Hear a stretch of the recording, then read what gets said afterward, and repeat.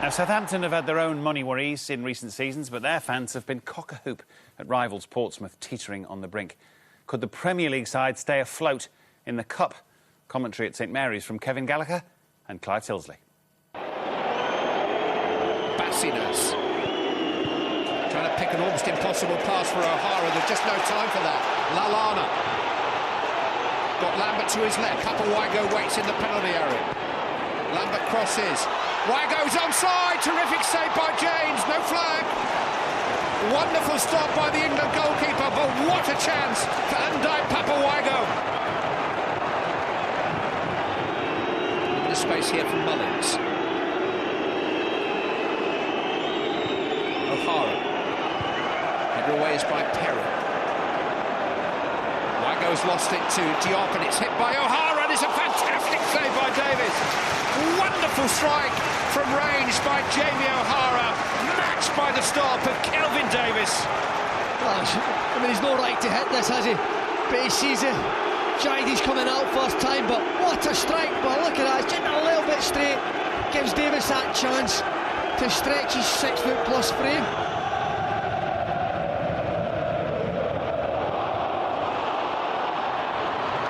Haraguson concedes the corner.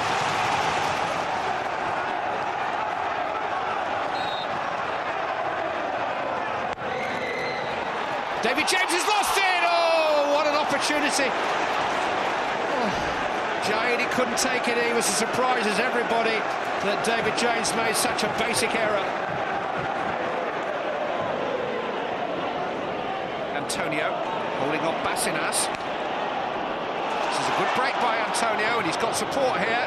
Over the head of Lambert. Lallana, good save by James! And hooked away by Wilson. I say a good save, Kevin Gallagher. It was better than that. Oh, that is unbelievable. That's top draw, world-class goalkeeper. Dindet into the path of Yebda. It'll come through Taka, and now for a Wusu Obey. Portsmouth lead.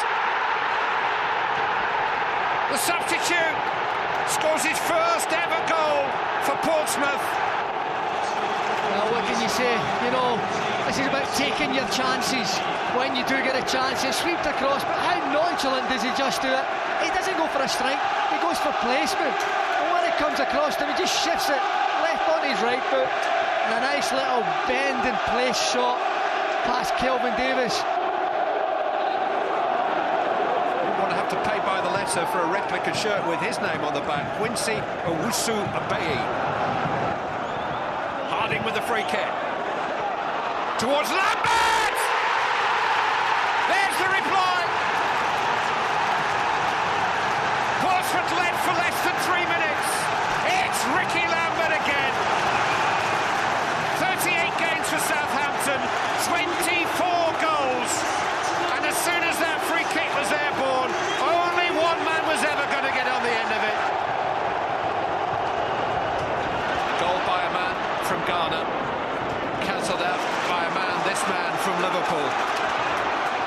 Ricky Lambert. Away by Haraguson. And Owusu Obey is back on the ball. Picky on to his left, in down to his right. Belhag is in the break too. He's played in Dindan. There's a great chance for Aruna Dindan. Davis got his feet to it but couldn't keep it out. And Aruna Dindan puts Portsmouth back in front. South Coast Derby springs to life with 3 goals in less than 8 minutes. Oh, Chris Perry's just unlucky. He's trying to block him with his foot. But Dindan, once he gets his eyes one-on-one with Davis, there's only one thing in his mind. He's going to try and lift it over him. Davis very unlucky.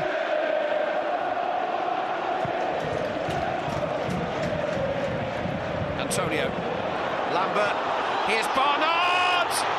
Hooked it back towards Lallana. Barnard offside. Won't count. Won't count. Lee Barnard was offside. Well, it's just the pressure that was put on, getting little flicks here and there between the two strikers, and you just see it there as Lallana's had the shot. Barnard 2 yards offside, he knew it himself. If Barnard lets it run and lets Lallana put it in, it's a goal.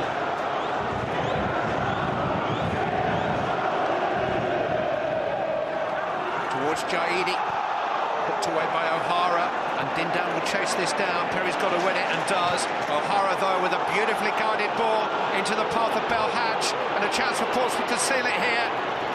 Belhadj, 3-1! Smiles on Portsmouth faces. There haven't been too many of those in the last few weeks. But nothing could have given this club, this team, a greater tonic than victory at Southampton. You know, he's having a look up. He didn't look the most confident. He's having looks to see if he can play it. But what it's done is it's shifted the goalkeeper off his line. Just there, and there you go, look. It's opened the corner up for him to roll it in. O'Hara again coming out with the ball. It's another Portsmouth counter-attack, and it's Belhadj on the move again, and it's 4 against 3 here momentarily. Belhadj with the cross, Owusu Abe, O'Hara, 4 for Portsmouth! Devastating break! Jamie O'Hara! They can hardly believe it. It has been an unbelievable week for Portsmouth one way and another. But it has just gone into the realms of fantasy. In their wildest dreams, they couldn't have hoped to score 4 here today. I mean, we had to give something back to the fans today because, you know, it's been a bit of a dire season for us. But, you know, today we've, you know, you can hear the fans out there have been fantastic all season, and it's good to give something back. We certainly had opportunities, especially in the first half when we should have really took a lead. David James had some terrific saves today. But we knew we was going to be in danger if the game opened up, and unfortunately we didn't lock in a couple of our corners, and those quick breaks killed us. I read the decision of the judge, that she understands that it's not a normal business. It's not a business. You don't buy land here. This is a club, that there is fans behind the club, there is players that are playing for the club, there is staff. So they need to think about this and not punish the people that don't need to punish. And the club, I have a feeling that the club will stay, and they will find a way what to do. I was lucky enough to be at St Mary's today. Fantastic atmosphere, boys. So many elements to this game. You both know exactly what the passions are like on the South Coast. Obviously, with all the off-the-pitch stuff for Portsmouth, Southampton have not long been through it themselves. And I just wonder whether, I don't know, we've seen Joe Hart today and David James, perhaps without a couple of those saves, or if Southampton had been a bit more clinical, it might have been a different game, George. Yeah, I think first half, Southampton were the better team. Had opportunities. David James has made some great saves. This is a classic one where he's got down very quickly and he's got the rebound. And if Southampton manage to take the lead, it's a different game.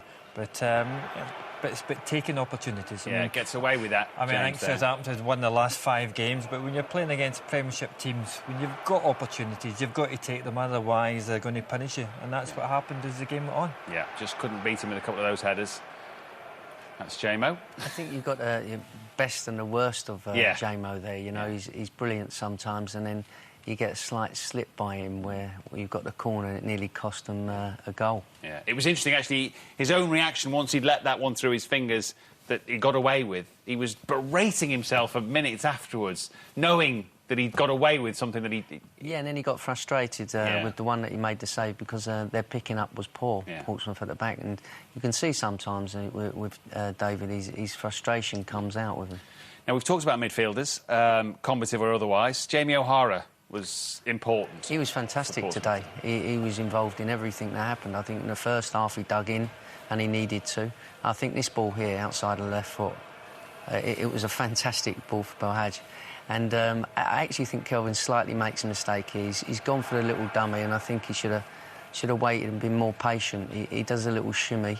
Just as he do it, he moves across and it opens the go up for him. You, of course, he was your keeper at Southampton, George. I mean, Kelvin's been absolutely fantastic in the last couple of seasons for Southampton, but you know, these are quality strikers, and the last couple of situations have broke on Southampton and then give them half a chance, like Jamie O'Hara, it's the back of the net, and that's where top-class opposition.